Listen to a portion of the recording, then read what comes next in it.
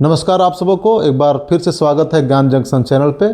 तो चलिए क्लास को कंटिन्यू करते हैं। पिछला क्लास में बहुपद चैप्टर का हम लोगों ने एक्सरसाइज को शुरू किया था, तो उसी क्लास को कंटिन्यू करते हुए हम लोग आते हैं क्वेश्चन नंबर 2 पे। ठीक है, क्वेश्चन नंबर 1 हम लोगों ने पिछला क्लास में कर लिया था।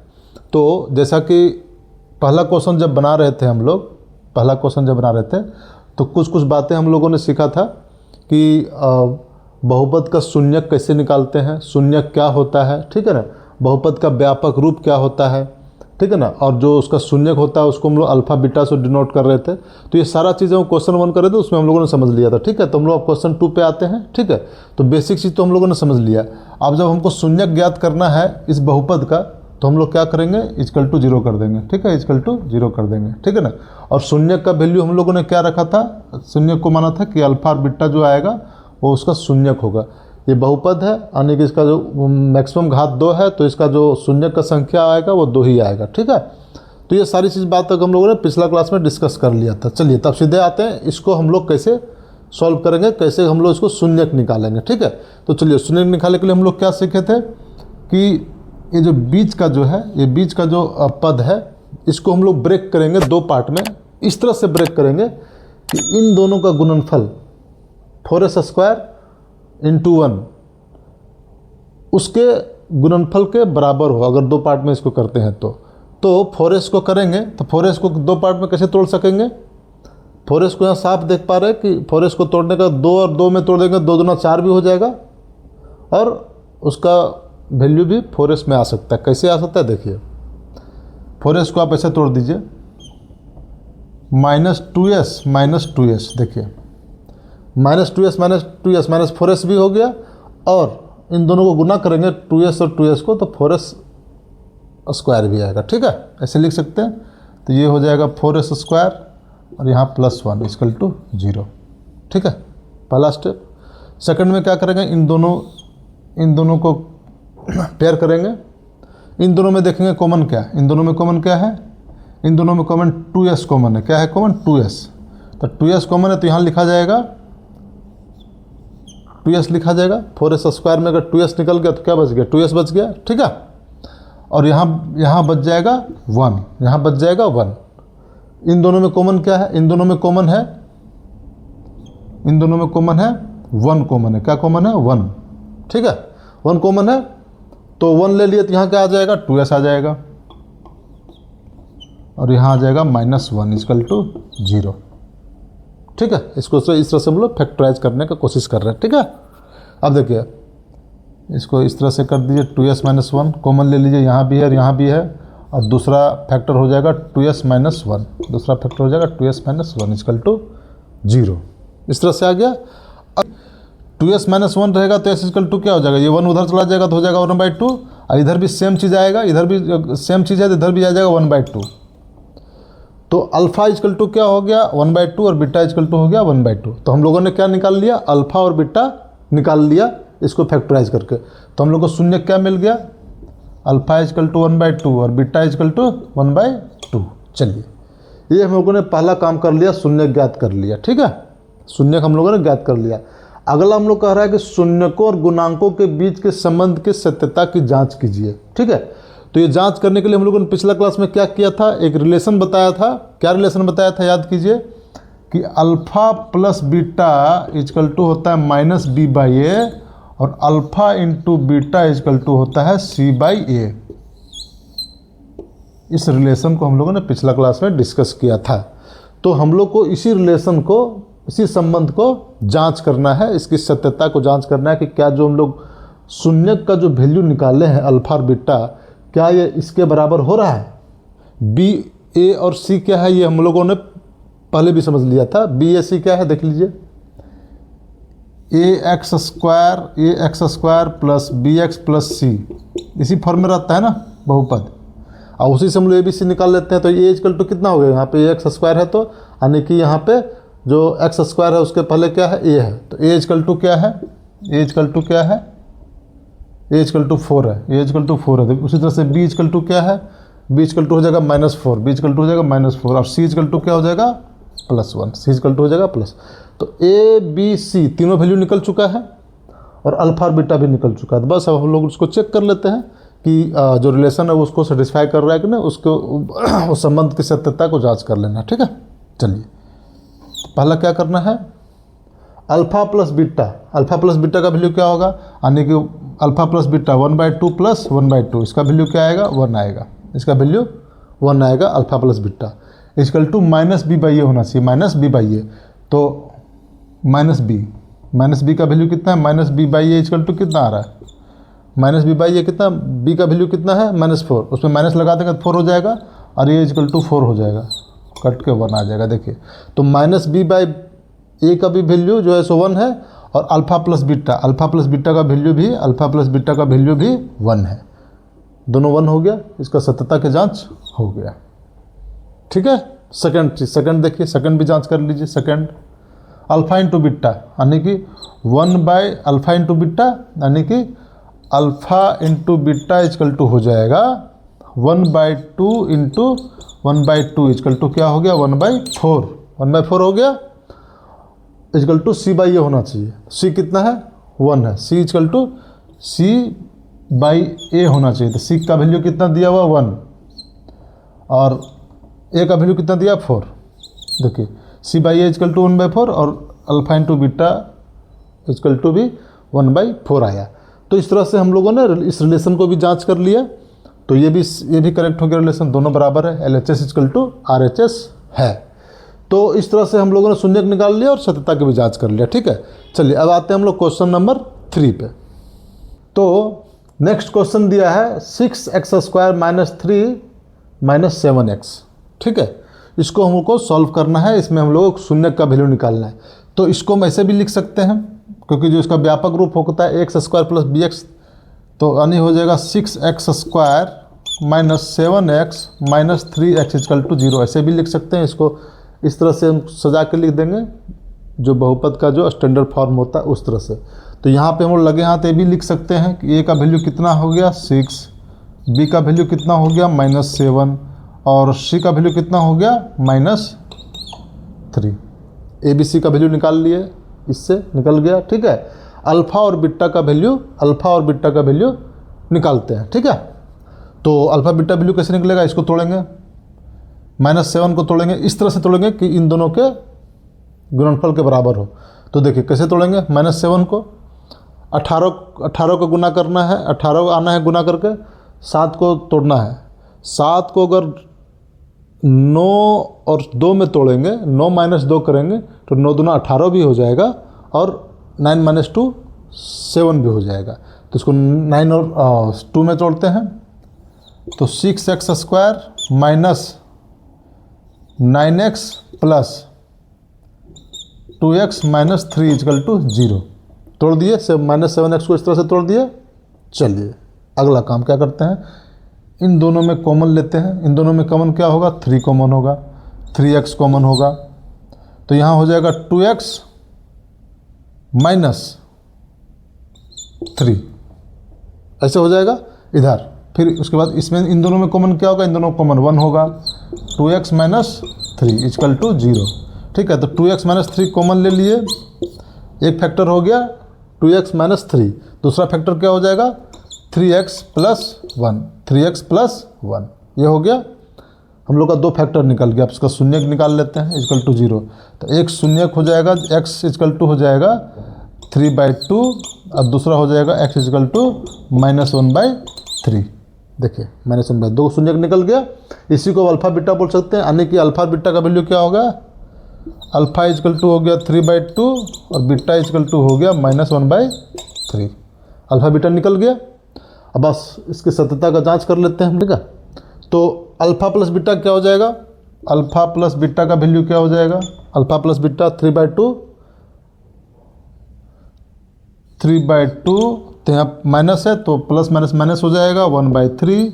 इसको सॉल्व कीजिए, 6 आएगा, 9 - 2 इक्वल टू हो जाएगा 7/6। कितना आएगा 7/6। Alpha by beta equal to आया, अल्फा प्लस बीटा क्या आया 7/6। उसका वैल्यू होना चाहिए -b/a के बराबर होना चाहिए। तो b का वैल्यू कितना है -b/a, यानी -b/a।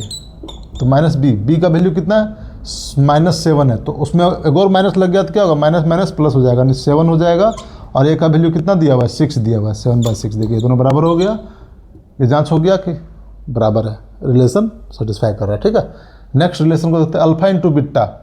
Alpha into beta, alpha कितना दिया हुआ है, अल्फा अल्फा अल्फा अल्फा दिया है, alpha into beta. Alpha into beta क्या हो जाएगा, see alpha into beta 3/2 into -1/3 कितना हो जाएगा, माइनस, तो ये 3 कट जाएगा तो हो जाएगा -1/2। Alpha into beta equal to हो जाएगा -1/2। और अल्फा इंटू बिट्टा का वैल्यू क्या किसके बराबर होता है, c/a। तो c/a का वैल्यू क्या होगा, c का वैल्यू क्या दिया, कितना दिया, -3, और a का वैल्यू दिया 6। इसको सॉल्व करेंगे तो ये -1/2 आएगा, यानी ये दोनों बराबर हो गया, यानी इस रिलेशन को भी सेटिस्फाई कर लिए।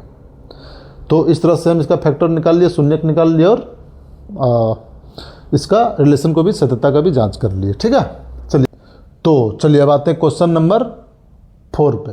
तो क्वेश्चन 4 दिया 4u² + 8u = 0, क्योंकि हमको शून्य निकालना है, 0 लगा दिया। अल्फा बीटा निकालना है, तो अल्फा बीटा निकालना है तो ABC लिख लेते हैं। ABC पहले लिख लेते हैं, A का वैल्यू कितना है 4, B का वैल्यू कितना है 8, और C का वैल्यू कितना हो जाएगा, C तो दिया नहीं है, यानी +C है, यानी कि 0 है। C नहीं दिया हुआ मतलब 0 है। ठीक है, ABC निकल गया। अल्फा बीटा निकालते हैं। देखिए 2 पद दिया हुआ है, इनमें कॉमन क्या है, 4u कॉमन है। 4u कॉमन है तो इधर 4u हो जाएगा, इधर क्या हो जाएगा u, और इधर प्लस हो जाएगा 2 हो जाएगा, = 0। देखिए एक 4u, यानी कि 4u = 0 हो सकता है, या फिर u + 2 = 0 हो सकता है। ठीक है, अगर 4u = 0 होगा तो u = क्या हो जाएगा 0, और इधर अगर u + 2 = 0 होगा तो u = क्या हो जाएगा -2, यानी अल्फा = 0 और बीटा = -2। निकल गया अल्फा बीटा का वैल्यू, अल्फा बीटा का वैल्यू निकल गया। बस अब रिलेशन का जांच करते हैं, रखते हैं, अब तो कुछ नहीं है। Alpha beta, alpha plus beta, alpha plus beta क्या हो जाएगा, अल्फा प्लस बीटा क्या हो जाएगा, देखिए अल्फा प्लस बीटा जगह जब -2 हो जाएगा, और -b/a के बराबर होना चाहिए, -b यानी -8, a = 4 -2। देखिए ये बराबर हो गया, जांच हो गया। ठीक है, दूसरा को जांच करेगा, इसे वर्बली कर सकते हैं, alpha into beta. Alpha into beta, क्योंकि यहाँ पे अल्फा बिट्टा एक वैल्यू 0 है, दूसरा किसी से मल्टीप्लाई करेंगे 0 आएगा, यानी अल्फा बिट्टा का वैल्यू 0 हो गया। और c/a, तो c का वैल्यू 0 है, 0/समथिंग 0, और alpha into beta 0 multiply by something = 0, 0 बराबर 0, ये भी प्रूफ हो गया। ठीक है, तो इस तरह से क्वेश्चन 4 हो गया। अब आते हैं क्वेश्चन नंबर 5 पे। देखिए क्या है, इसमें ABC का वैल्यू लिख लेते हैं पहले। व्यापक रूप क्या होता है, ax² + bx + c। तो ax² यानी कि ये जो जिसका घातांक 2 है, उसके पहले जो गुणांक है, तो a = कितना हो जाएगा, a = हो जाएगा 1। bx नहीं दिया हुआ है, यानी कि क्या हो जाएगा 0, b = 0, और c = क्या हो जाएगा -15। कांस्टेंट कितना दिया हुआ है, अचर राशि कितना दिया हुआ है, -15। ठीक है, ABC का वैल्यू निकाल लिए। अब निकालते हैं इसका शून्यक। शून्य कैसे निकालेंगे, t² - 15 = 0 दिया हुआ है, तो सीधे हम 15 को साइड ले जाएंगे, 15 को साइड ले जाएंगे, यानी t² = क्या हो जाएगा 15, तो t = क्या हो जाएगा, इसका स्क्वायर रूट हो जाएगा, इसका स्क्वायर रूट, इसका वर्गमूल निकाल देंगे। तो इसका वर्गमूल निकालेंगे तो क्या होगा, √15 होगा, और एक प्लस होगा और एक माइनस होगा।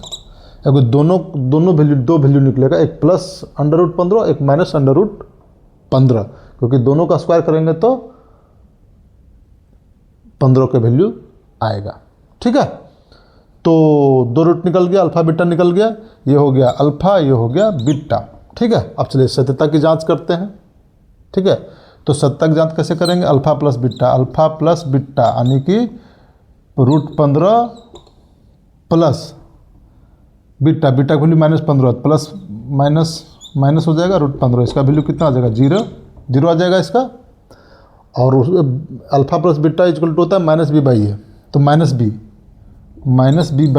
तो b का वैल्यू कितना 0, तो 0/समथिंग, a का वैल्यू कुछ भी रहे, a का वैल्यू कुछ भी रहे तो 1 है, तो इसका वैल्यू 0 हो गया। देखिए जांच हो गया, बराबर है 0 0।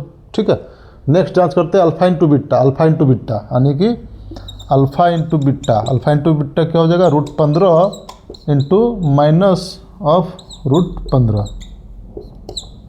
देखिए अल्फ़ा इंटू बिट्टा, इसका वैल्यू क्या निकल के आएगा, अब रूट हट जाएगा, रूट जो है सो हट जाएगा, क्योंकि √15 में क्या होगा, एक रूट हट जाएगा, तो एक रूट हट गया तो 15 लिख दिए। अब चूंकि एक यहाँ माइनस है, एक माइनस है तो एक माइनस लगा दिया यहाँ पे, ठीक है। अल्फ़ा इंटू बिट्टा आ गया। अब C/A, alpha into beta C/A, C का वैल्यू कितना हम लोगों ने निकाला था, -15, और A का वैल्यू कितना दिया, 1, यानी कि -15। देखिए -15 जांच हो गया। दोनों इस तरह से हम सत्ता की जांच कर लिया, तो ये क्वेश्चन भी हो गया, ठीक है। अब नेक्स्ट क्वेश्चन, जो कि क्वेश्चन नंबर 6। नेक्स्ट क्वेश्चन क्या है, 3 से आराम से निकाल सकते हैं। A का वैल्यू क्या हो जाएगा, A का वैल्यू क्या हो जाएगा, फटाफट लिख लेते हैं। A का वैल्यू हो जाएगा 3, B का वैल्यू हो जाएगा -1 और C का वैल्यू हो जाएगा -4। लिख लिए बड़े आराम से यहाँ से। अब हमको अल्फ़ा बीटा निकालना है, चलिए निकालते हैं अल्फ़ा बीटा। क्या करेंगे, बीच वाले को ऐसा तोड़ेंगे कि इन दोनों के गुणनफल के बराबर हो, यानी इन दोनों गुणनफल क्या होता है, 15 4 तिया 12, 12x² यानी 12 आना चाहिए। तो x को कैसे तोड़ेंगे कि 12 आ जाए, देखिए आराम से तोड़ सकते हैं, 4 और 3 में तोड़ सकते हैं, 4 तिया 12 और 4 - 3 1 भी आएगा, तोड़ लीजिए 3x²। तो 4 और 3 में तोड़ सकते हैं, 4 और 3 में, 4 और 3 में, तो आज ये हो जाएगा 4x + 3x -4 = 0। देखिए 4 और 3 में तोड़ दिए, तो -4 + 3 -1 और 4 तिया 12 आ गया। चलिए अब क्या करते हैं, इन दोनों में और इन दोनों में को पेयर करते हैं। तो इन दोनों में कॉमन क्या है, इन दोनों कॉमन है x है, और कुछ कॉमन है, कुछ कॉमन नहीं है। तो ये हो जाएगा 3x - 4। अब ये हो जाएगा प्लस, इन दोनों में कॉमन क्या है, 1 कॉमन है, हो जाएगा 3x - 4 = 0 लिख देंगे। अब ये दोनों सेम है, तो एक फैक्टर तो ये हो गया 3x - 4 = 0। अब दूसरा फैक्टर कौन सा आ जाएगा, x + 1, x + 1 = 0। तो ऊपर वाले के लिए क्या हो जाएगा, x का वैल्यू 4 उधर जाएगा तो हो जाएगा 4/3, और इधर x = हो जाएगा -1। अल्फ़ा और बीटा का वैल्यू निकल गया, ये हो गया अल्फ़ा, ये हो गया बीटा। अल्फ़ा बीटा निकल गया, ABC भी हमको पता है, बस फटाफट सत्यता का जांच कर लेते हैं, ठीक है। चलिए करते हैं alpha + beta, alpha + beta, alpha + beta कितना हो जाएगा, अल्फ़ा + बीटा 4/3 + 1 ± 1 होगा, 3 कीजिए, 4 - 3 = हो जाएगा 1/3। अल्फ़ा + बीटा = क्या हो गया, 1/3, और वो किसके बराबर होता है, -b/a, -b/a। तो -b का वैल्यू कितना दिया हुआ है, 1 -1 दिया, -1 दिया, -1 हो जाएगा 1, और a का वैल्यू दिया 3, 1/3, ठीक है। जांच हो गया।